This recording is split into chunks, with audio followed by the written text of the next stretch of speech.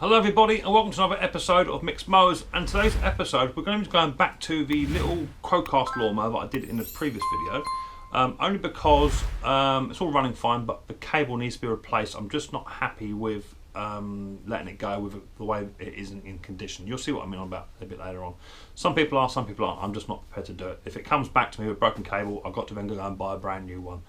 And the way I do it's a bit cheaper, and hopefully you can get some tips off me, and we'll see how we get on. So without further ado, let's get down and dirty and let's repair this little cable.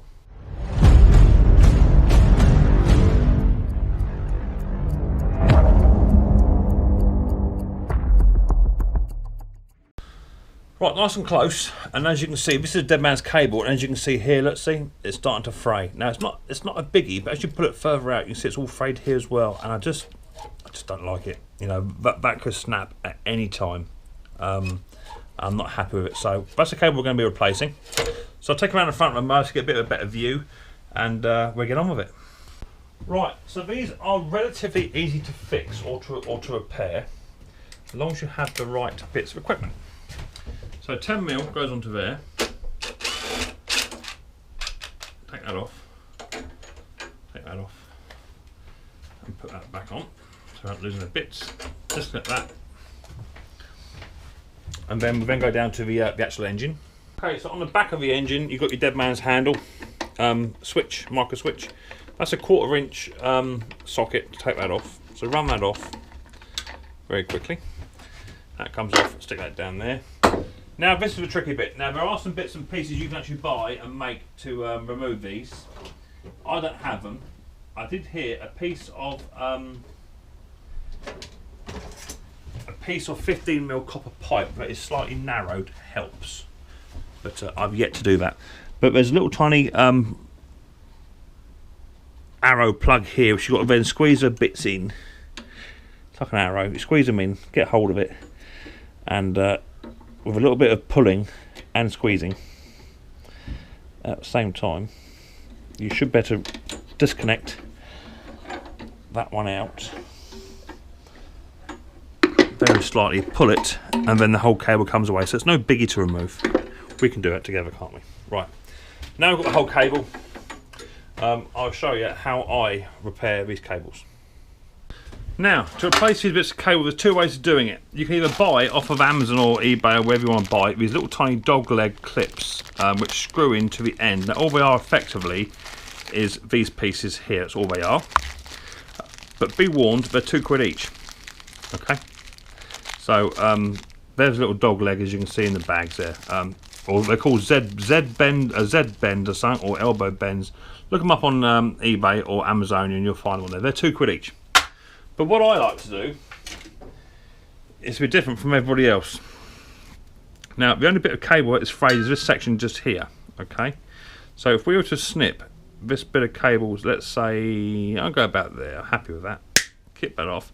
Keep that bit. Come to the other end. Pull that cable out as far as it'll go. All the way out. Just mind your fingers in case it's frayed anywhere else. Oh, I don't want to come out of there. That's proper stuck. So I'm just going to disconnect it from this end here, undo this section, and then put this in a vise and pull this cable all the way out. Give us 2 ticks. So once that's out, you can then get your WD-40, right? Put that in there, and just literally just run a straw in there, and with a bit of tissue around it or something to stop any spillages. Just keep filling that cable up with WD-40 best you can. This is not playing ball.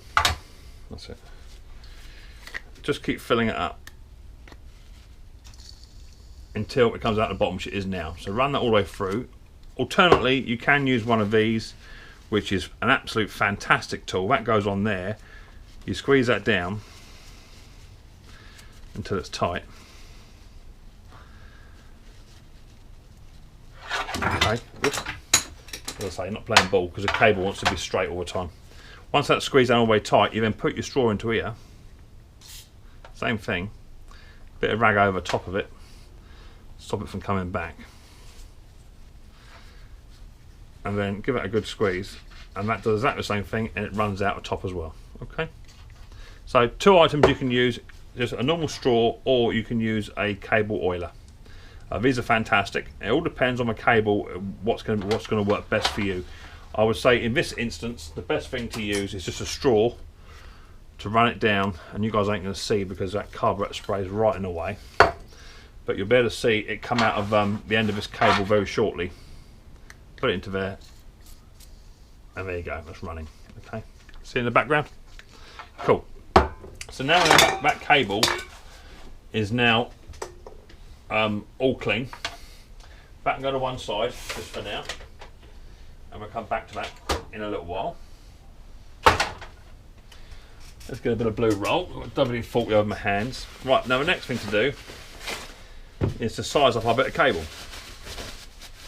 Now what I use is this stuff. You can buy it on eBay, Amazon and what have you. I buy it by about 30 metre length. It's a stainless steel braided wire, and I think I picked this up for around about 14 quid. 14, it might even be less than that. 14 quid of this cable, you'll actually be able to do about 5 or 6 cables with it, so you get your money back. There probably are some cheaper options out there, but this is just what I use. I use a stainless steel one because it's stronger than the conventional stuff that they use. So feed that off, and you know what I'm going to do? Literally, I'm going to go to one of the ends of this cable where I've snipped it. I'm going to measure it like for like. Just mind your hands, because it can be quite sharp, this stuff. Oh, the old stuff is anyway. When you get to there, stop, hold it, and then you want to add on that other section there. Okay, so it wants to be cut at around about here. Now the old cable, don't discard it, because we're going to use that. Cut it off like so. So that's our new bit of cable we're going to be using, and the old one goes back in the drawer. Nice and tidy, just like my toolbox. Now let's just throw it in there. Right, that's that done. Now we can now bring back our cable housing, and all we're going to do is we're going to thread that cable housing all the way through, the cable all the way through this cable housing. Nice and gently, don't force it, it'll go. Just take your time with it. And by rights, when you get to the end, which I have, you've now got a bit of cable each side. So the first thing we're going to do is I want to have about that much, that much going, because that's going to be the end that goes onto the engine. Okay. Now it's all threaded through. You remember that little bit of cable I had, which I cut off the old cable? That's the bit you want next. And what we're going to do is we're going to try and cut this as close to the dog leg as we can. I'm going to say about there. That's where I want to be. Okay. Because you need to have as much throw on this as possible to activate a dead man. Next thing, pick up some little tiny 1.5 cable crimpers. Snobby Scrap Picker sent me some. He sent some stainless ones. I've got some alley ones as well. I'm using the alley ones first, and then you're going to put that onto there, put that into there, and then we're going to crimp that right on the end of that cable, okay, in the vise. So over to the vise, we'll give it a squeeze, and then we'll come back. Right, we're on the old vise. As I say, all we're going to do is going to put that onto there, which is the old one, and then run this one onto there, which is the new one. Okay, now get it as close as you can. Just mind your fingies when you do this. I'm going to run that into there and hold it into position just until the vise can take over. And once it's got it, we're going to just remove your fingers. Go very gentle. Once the vise has got it, just keep hold of it underneath and start to squeeze it up. Okay, and then you want to squeeze that until you can't squeeze that no more.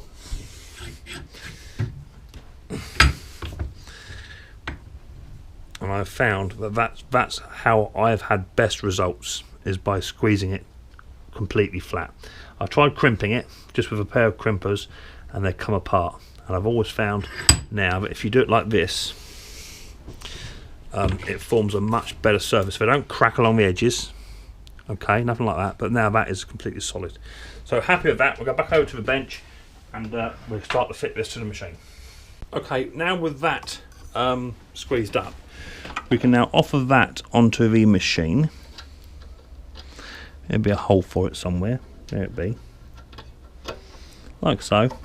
That goes onto the machine, and now we should have enough throw to activate that dead man. Okay. Now I've got up top of the machine. Okay, we're now at the top of the machine. Now you can either use exactly the same process as what I've just done, or you can use these other devices. So let's put that back together, roughly where it should be. Hang on to there, like so. And look at that. We've now just about gotten just about enough cable to fix this device. So now what I'm going to do is I'm going to use one of these Z benders. They clip onto the machine like so, exactly the same as a normal cable will do. Fits better there. All you can do is measure that. I want about 10 centimeters taken off of that.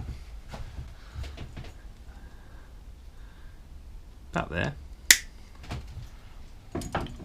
Remove the Z bender and the crimping, the end piece, and just undo that little tiny screw.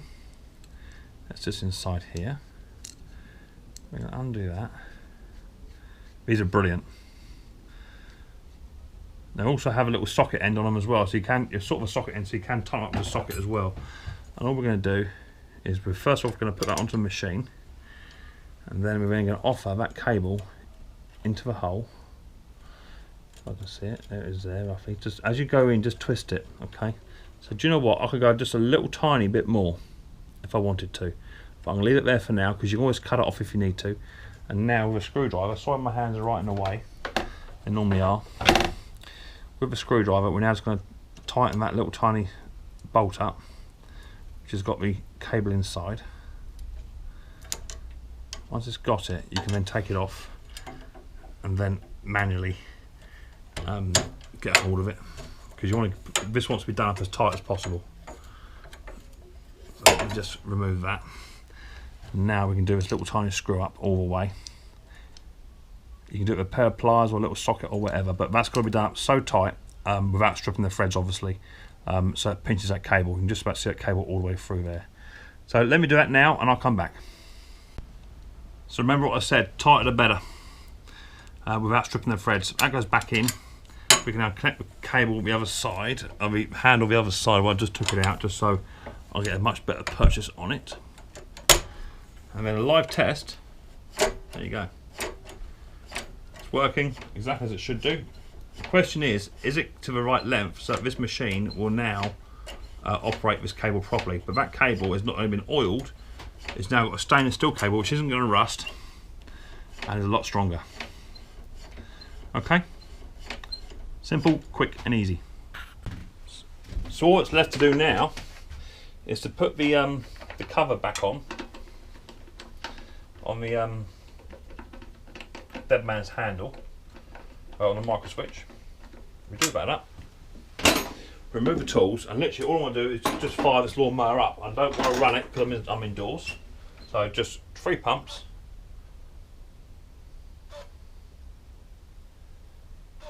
And we'll see if that fires. If not, we've got to shorten the cable.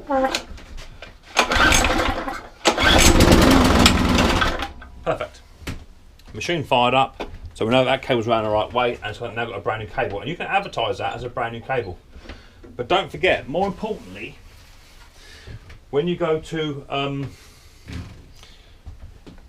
dispose your old stuff, cut that one off to about 8 inches. That's the old cable, the one I didn't use.